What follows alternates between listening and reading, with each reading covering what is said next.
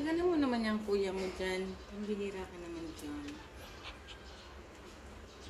Papahingin ka. Ay, yung aso eh.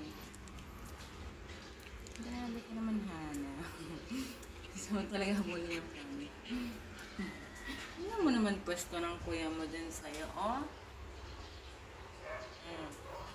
Nasa pa ka na.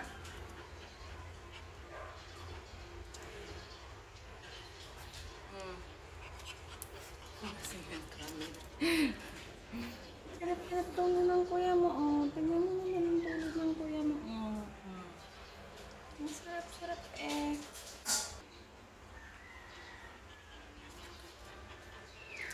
Punta. Punta. Come. Punta. Pinapansin. Hala ko dyan. Ayun. Kaya ka dito, bunso. Yan. Ganyan. Good job, bunso.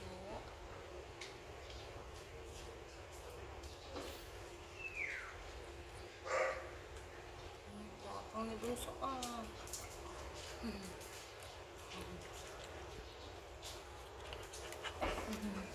Ito pinaka-small sa kanila.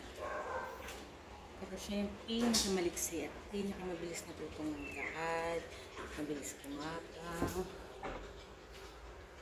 Dahil siguro mas maliit na maglakad, hindi siya makakapagin na.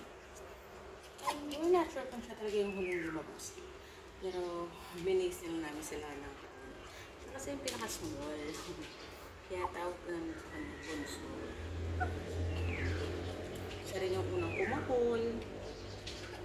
Yung, I'm not sure kung 1 week. Magtutugs pa ng sunod. Ayan, sabi niya, diba? Sampo, nagpigil na sampo, sarap talaga. Sige na, ikaw na.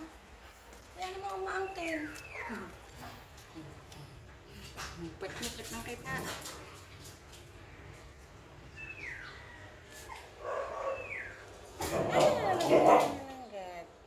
Ang sarap ng kalaman lang.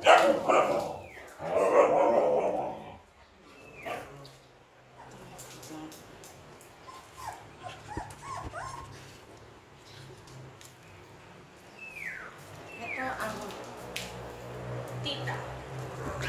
Mare, pagkakay ng kanyang bunsong kapatid at saka ng kuya. Ngayon, ang kanibay ng mga pamangkin niya. Gusto mo rin niya magka-bebe?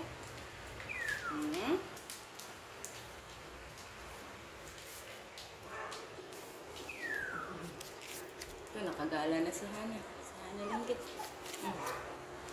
Sabi, mabilis na rin yung mga.